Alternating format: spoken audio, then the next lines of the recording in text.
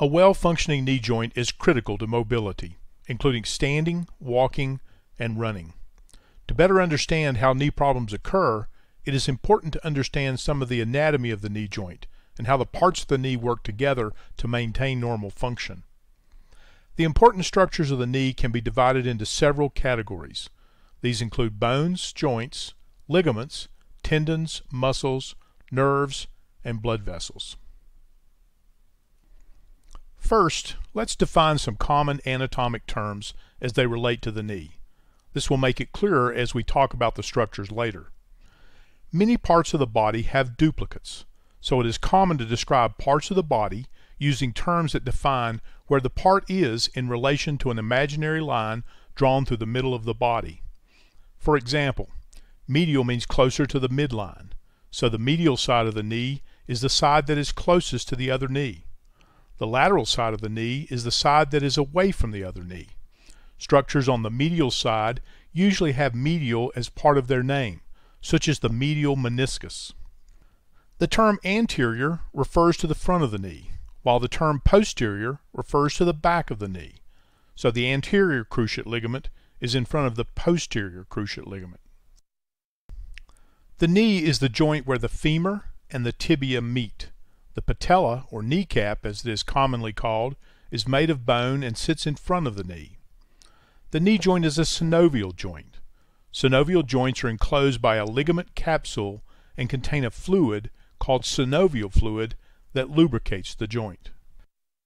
The end of the femur joins the top of the tibia to create the knee joint. Two round knobs called femoral condyles are found on the end of the femur. These condyles rest on the top surface of the tibia. This surface is called the tibial plateau. The outside half, the farthest away from the other knee, is called the lateral tibial plateau, and the inside half, closest to the other knee, is called the medial tibial plateau. The patella glides through a special groove formed by the two femoral condyles called the patellofemoral groove. The smaller bone of the lower leg, the fibula, never really enters the knee joint. It does have a small joint that connects it to the side of the tibia. This joint normally moves very little. Articular cartilage is the material that covers the ends of the bones of any joint. This material is about 1/4 of an inch thick in most large joints. It is white and shiny with a rubbery consistency. Articular cartilage is a slippery substance that allows the surfaces to slide against one another without damage to either surface. The function of articular cartilage is to absorb shock and provide an extremely smooth surface to facilitate motion. We have articular cartilage essentially everywhere that two bony surfaces move against one another or articulate. In the knee, articular cartilage covers the ends of the femur, the top of the tibia, and the back of the patella. Ligaments are tough bands of tissue that connect the ends of bones together. Two important ligaments are found on either side of the knee joint. They are the medial collateral ligament, or MCL, and the lateral collateral ligament, or LCL. Inside the knee joint, two other important ligaments stretch between the femur and the tibia. The anterior cruciate ligament, or ACL, in front, and the posterior cruciate ligament, or PCL, in the back. The MCL and the LCL prevent the knee from moving too far in the side-to-side direction. The ACL and the PCL control the front-to-back motion of the knee joint.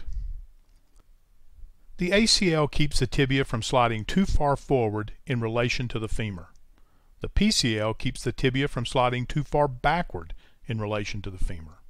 Working together, the two cruciate ligaments control the back and forth motion of the knee. The ligaments, all taken together, are the most important structures controlling the stability of the knee.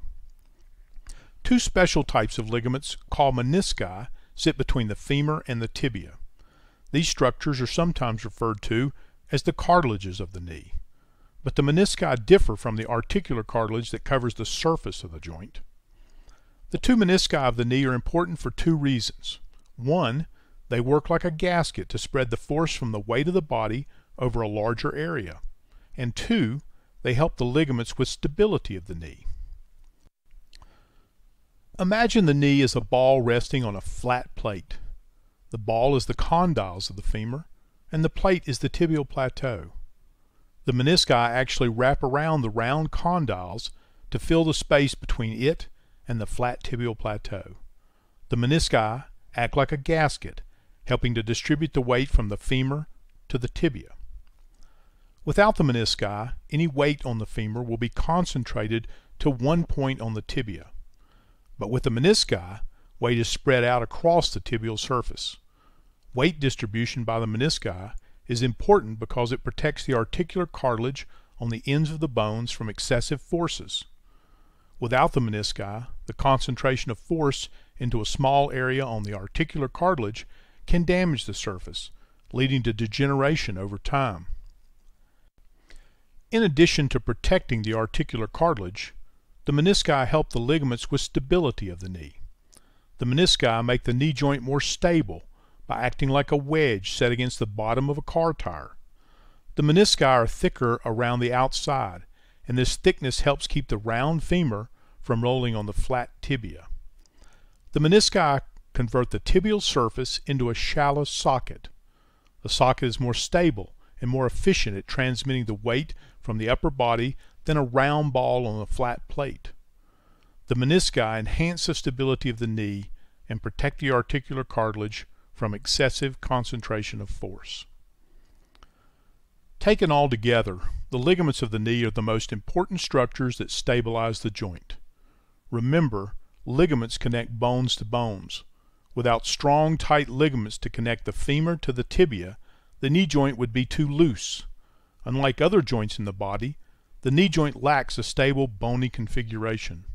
The hip joint, for example, is a ball that sits inside a deep socket. The ankle joint has a shape similar to a mortise and tenon, a way of joining wood used by craftsmen for centuries. Tendons are similar to ligaments, except that tendons attach muscles to bones. The quadriceps tendon connects the large quadriceps muscle of the thigh to the patella. This tendon continues across the patella, or kneecap, and blends into the patellar tendon. The patellar tendon connects the patella to the tibia. The hamstring muscles on the back of the thigh also have tendons that attach in different places around the knee joint. These tendons are sometimes used as tendon grafts to replace torn ligaments in the knee joint. The extensor mechanism is the motor that drives the knee joint and allows us to walk. It sits in front of the knee joint and is made up of the patella, the patellar tendon, the quadriceps tendon, and the quadriceps muscles. The four quadriceps muscles in front of the thigh are the muscles that attach to the quadriceps tendon. When these muscles contract, they straighten the knee joint, such as when you get up from a squatting position. The way in which the kneecap fits into the patellofemoral groove on the front of the femur and slides as the knee bends can affect the overall function of the knee. The patella works like a fulcrum, increasing the force exerted by the quadriceps muscles as the knee straightens. The hamstring muscles are the large muscles in the back of the thigh. When these muscles contract, the knee bends. The most important nerves around the knee are the tibial nerve and the common peroneal nerve in the back of the knee. These two nerves travel to the lower leg and foot, supplying sensation and muscle control. The large sciatic nerve splits just above the knee to form the tibial nerve and the common peroneal nerve. The tibial nerve continues down the back of the leg, while the common peroneal nerve travels around the outside of the knee and down the front of the leg to the foot. Both of these nerves can be damaged by injuries around the knee. The major blood vessels around the knee travel with the tibial nerve down the back of the leg. The popliteal artery and the popliteal vein are the largest blood supply to the leg and foot. If the popliteal artery is damaged beyond repair, it is very likely the leg will not be able to survive. The popliteal artery carries blood to the leg and foot. The popliteal vein carries blood back to the heart. The knee has a somewhat unstable design, yet it must support the body's full weight when standing and much more than that during walking or running. So it's not surprising that knee problems are a fairly common complaint among people of all ages. Understanding the basic parts of the knee can help you better understand what happens when knee problems occur.